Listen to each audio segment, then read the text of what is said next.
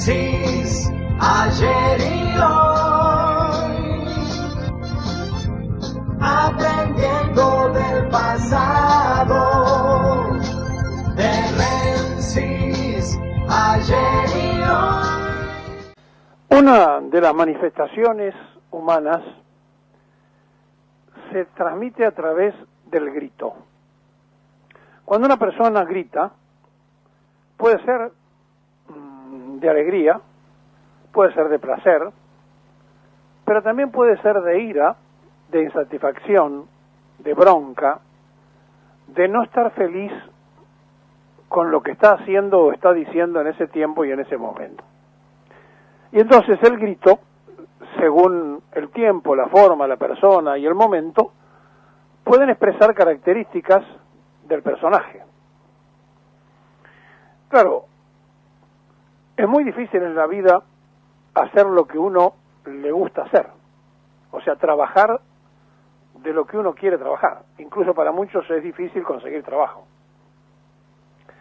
Y cuando uno logra ese objetivo de estar en el lugar que quiere estar, no puede rehuir las atribuciones del lugar.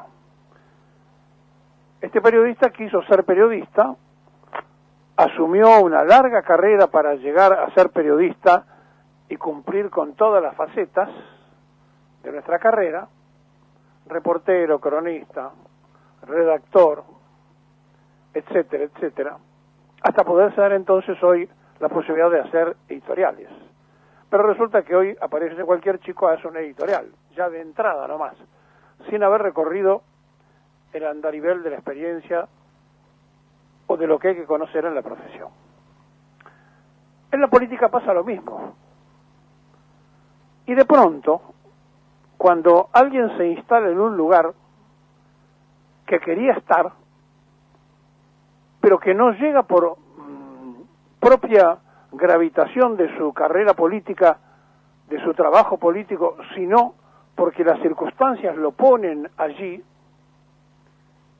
uno no se siente del todo conforme y empieza a transformar responsabilidades de hacer y las pone en la de opinar. Y cuando el político se transforma en opinólogo, deja de hacer. Y cuando el político no hace, muere en su propia esencia por ineficiencia. Por aquello de que mejor que decir es hacer y mejor que prometer es realizar. Y es de aquí que ayer el presidente de la República hace un anuncio muy importante, porque hablamos de las escuelas técnicas, pero yo le pido que pongan atención a este ratito que vamos a escuchar a Fernández, para después permitirnos, entre ustedes y nosotros, analizar algunas cosas. Escuchemos. Siempre en nuestras cabezas. Vivimos en un tiempo en el que la educación, el conocimiento, el saber, el desarrollo de la ciencia y la tecnología nos obligan al estudio. Las sociedades más ricas no son las sociedades que tienen petróleo, que tienen gas. Las sociedades más ricas son las que han desarrollado el conocimiento y el saber. Eso es así. Ustedes dirán, ¿por qué dice esto? Miren Finlandia. Ahí estoy hablando de un país que durante 6 meses al año tienen 6 horas de sol al día, el resto es noche. Pero han desarrollado la tecnología y tienen, según todas las estadísticas del mundo, las mejores condiciones de vida que existen en cualquier sociedad. Son esos los lugares donde debemos mirar. ¿Y qué hicieron? Preparar a sus chicos, educarlos desde la escuela primaria hasta la universidad, y darle sentido a la educación. Porque la verdad es que cuando yo estudiaba, déjenme que vuelva un poco para atrás, el mundo era otro. Miren, yo tocaba la guitarra los viernes, sábados y domingos en algunos pubs, en algunos bares de Buenos Aires. Por ejemplo, no existían los micrófonos inalámbricos. Todo era con cable. Esto no existía. Para poder hablar a la casa uno tenía que andar buscando un teléfono público, que hoy casi ya no existen porque nadie los usa. el mundo se desarrolló a una velocidad vertiginosa y la verdad nos exige adecuar la educación a esa velocidad vertiginosa. No existían, por ejemplo, los modos de construcción que hoy existen, la construcción en seco, los métodos rápidos de construcción que hoy existen. No existía. El mundo creció y cambió mucho. Y la pregunta que muchos de ustedes se hacen es ¿qué me están enseñando? Porque siento que lo que aprendo no me da un futuro. Muchos se lo preguntan, ¿eh? Yo también me lo preguntaba. Yo quería ser abogado y me preguntaba ¿para qué estudio psicología? ¿Para qué estudio filosofía? En verdad, todo el conocimiento sirve y todo el conocimiento vale, aun cuando nosotros no lo sepamos apreciar en el momento que estamos recibiendo el conocimiento. Pero es verdad que el mundo del presente nos pone otras urgencias. Y una de las urgencias es que cuando un chico termine el colegio secundario tenga un lugar donde trabajar, tenga un lugar donde encontrar un futuro para poder desarrollar su vida. En aquellos años, la educación que se nos daba y que valorábamos mucho, y que hizo generaciones y generaciones en el mundo de gente brillante, era un tipo de educación que llamamos enciclopédica, enciclopedista. Sabíamos de todo un poco, pero no sabíamos mucho de nada. ¿Y qué es lo que estamos haciendo ahora? Tratando de concentrar la educación en temas donde algunos sepan mucho de algo. Entonces, ahí está el maestro mayor de obras que aprendió de construcción, sale y sabe hacer una casa. No es que sabe un poquito de construcción, sabe todo lo que hay que saber para levantar un muro, para levantar una pared, para abrir una ventana, para poner una puerta, para poner un techo, él lo sabe. A ver, se lo dio la educación. Para la grabación un segundo ahí. Lo primero que hay que decir, que el presidente arranca con un error. Finlandia no tiene 6 horas de sol, tiene 6 horas de luz. El sol está siempre, el día que no haya sol, se acaba la vida. Entonces no pasa por la educación, pasa por aprender bien o enseñar bien. Pero al margen de lo que está diciendo, está ignorando una etapa. A Fernández le parece casi que lo que está anunciando, después lo vamos a seguir escuchando, lo que está anunciando le parece casi básico, pero yo no sé si alguna vez se detuvo a pensar en las escuelas fábricas de Perón, si se detuvo a pensar en las escuelas técnicas de Perón, donde no solamente sabían de algo más, sino que sabían de todo algo y de alguna cosa eran especialistas.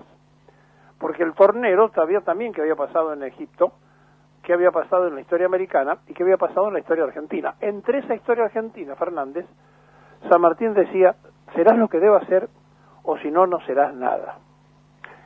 Y el tema es no ser comentarista, sino hacedor. A ver, sigamos escuchando lo que decía yo. Secundaria. Salió y encontró trabajo. Y allí están los técnicos electrónicos que aprendieron de electricidad. Yo, en mi bachillerato, me hicieron hacer un tablero electrónico, que si hoy me pidan que vuelva a hacerlo, no sé cómo empezar a hacerlo. Pero ellos supieron, aprendieron. ¿Cuál es el sentido de darle importancia a la educación técnica?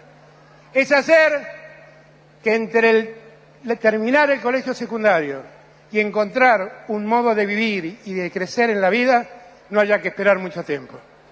Es poder salir preparado para encontrar un trabajo y poder dedicarse a eso. Es darle instrumentos a los jóvenes para que una vez que terminan el colegio secundario sepan a dónde tienen que ir, qué tienen para aportar, cómo pueden construirse su propio futuro. Allá, cuando yo era jefe de gabinete y Néstor era presidente, hicimos la ley de educación técnica. ¿Saben por qué hicimos esa ley? Porque en aquel momento, estoy hablando del año 2003, la Argentina venía de una tragedia. La tragedia del 2001, la tragedia del 2002, en la salida de lo que fue la convertibilidad, que generó una recesión espantosa que empezó en el año 1996. Y la verdad, nuestra única preocupación era que la gente consiga trabajo en esa Argentina. Y nuestra opción era que cuando los chicos terminaran el colegio, pudieran encontrar un trabajo. Y entonces sacamos aquella ley de educación. ¿Y qué fue lo que hicimos? Volver a poner en valor a la educación técnica. La Argentina había perdido oficios centrales para la industria. Había perdido soldadores, había perdido matriceros. La Argentina no tenía ingenieros, Bueno, no producía ingenieros. Nadie se puede oponer a que esto que se reactive en las escuelas técnicas me parece espectacular y todo el apoyo. Ahora, se ha transformado en un comentarista del gobierno de Kirchner, un comentarista de la historia, pero él es el presidente de la República. ¿Qué tiene que hacer?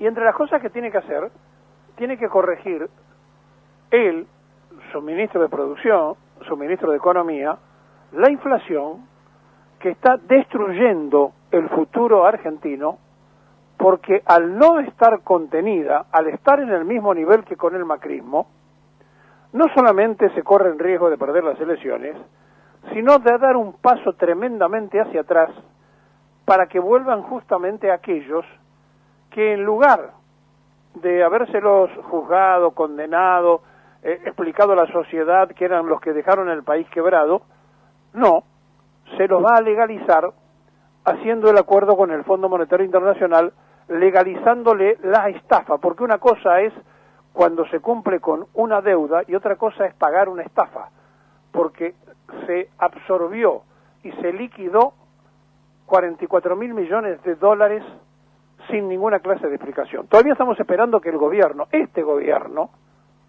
dé la lista de los señores que en el Banco Central de la República Argentina se llevaron el dinero.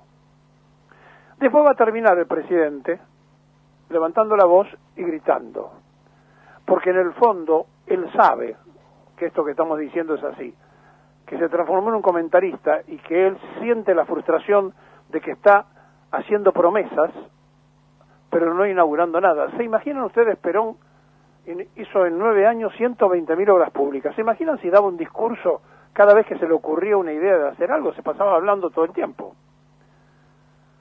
O si hubiera ido a cortar la cinta en cada inauguración, no hubiera hecho nada.